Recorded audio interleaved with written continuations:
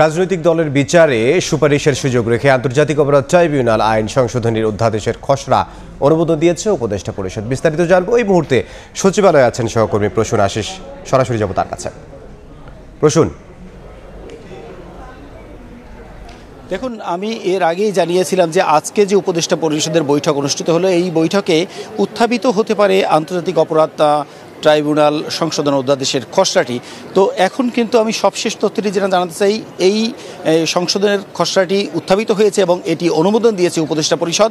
কিছুক্ষণ আগে আমরা বৈঠক সূত্রে জানতে পেরেছি, অর্থাৎ সকাল 11টায় উপদেষ্টা পরিষদের যে বৈঠকটি শুরু হয়েছিল সেই বৈঠকটি কিছুক্ষণ আগে শেষ হয়েছে এবং আমরা বৈঠক সূত্রে জানতে পেরেছি আন্তর্জাতিক অপরাধ ট্রাইব্যুনাল সংশোধন অধ্যাদেশের খসড়ায় অনুমোদন দিয়েছেন উপদেষ্টা পরিষদ। এরপরে যেটি হয়েছে, গতকালই আইন উপদেষ্টা জানিয়েছিলেন যে মানবতা বিরোধী অপরাধের অভিযোগে রাজনৈতিক দলগুলোর যদি বিচার করতে হয়, সেটি যদি আন্তর্জাতিক অপরাধ আদালত যদি চায়, তাহলে তাদের বিচারের ক্ষেত্রে তারা সুপারিশ করতে পারবে সংশ্লিষ্ট কর্তৃপক্ষের কাছে। সেটি স্বরাষ্ট্র মন্ত্রণালয় হতে পারে, সেটি প্রধান উপদেষ্টার কাছে হতে পারে, বা সংশ্লিষ্ট কর্তৃপক্ষের যে কোনো কারোর কাছে হতে পারে, তারা সুপারিশ করতে পারবে। সেটি আজ অনুমোদন করা হলো।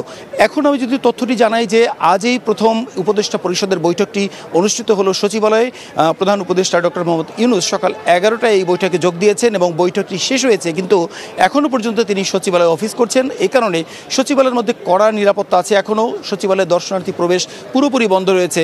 আর আজকের বৈঠকে এই আন্তর্জাতিক অপরাধ ট্রাইব্যুনাল সংশোধন অধ্যাদেশ যেটি অনুমোদন দেওয়া হয়েছে, এটি ছাড়াও বেশ কয়েকটি এজেন্ডা নিয়ে আলোচনা হয়েছে এবং বেশ কয়েকটি সিদ্ধান্ত হয়েছে।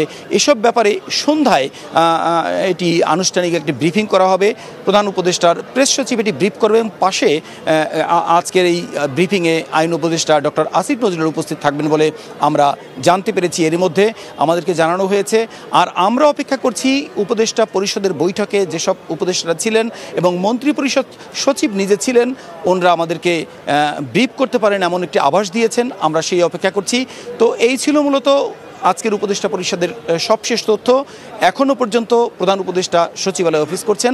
আমরা এই উপদেষ্টা পরিষদের বৈঠকের যে সিদ্ধান্ত, সেটি যদি পাই আমরা সেটি জানিয়ে দিতে পারবো।